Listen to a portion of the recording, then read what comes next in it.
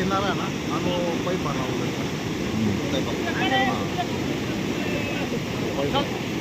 किनारा ना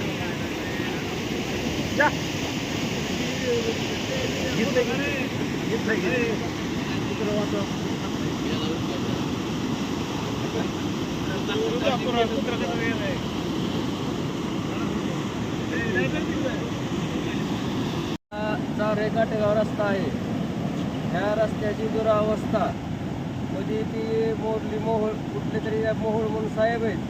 हे साहेब इथं गार्ड बसण्यासाठी आलते. त्या साहेबांना सांगितलं होतं की हा पूल एक दिवस वाहून जाईल. ह्या पुलावर खड्डे पडलेले आहेत.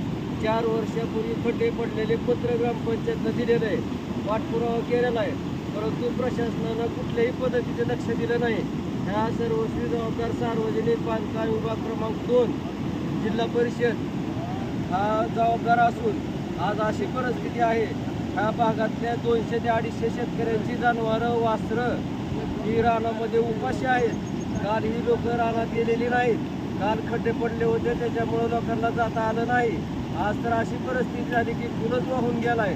जनावरं उपाशी आहेत. प्रशासनानं ह्याच्याकडे गांभीर्यानं लक्ष देऊन आमच्या जनावरांच्या चाऱ्याची पाण्याची व्यवस्था करावी आणि हा पूल तात्काळपणे दुरुस्त करून आम्हाला होणाऱ्या त्रासाला शासनानं जबाबदारी धरून हा पूल तात्काळ मंजूर करून आताच्या आता 2 दिवसात आमची सोय करावी. आज जनावरांच्या चाऱ्या पाण्याची व्यवस्था शासनानं करावी. आमच्यावर आता उपासमारीची वेळ आली आहे. जनावरं पण उपाशी आहेत.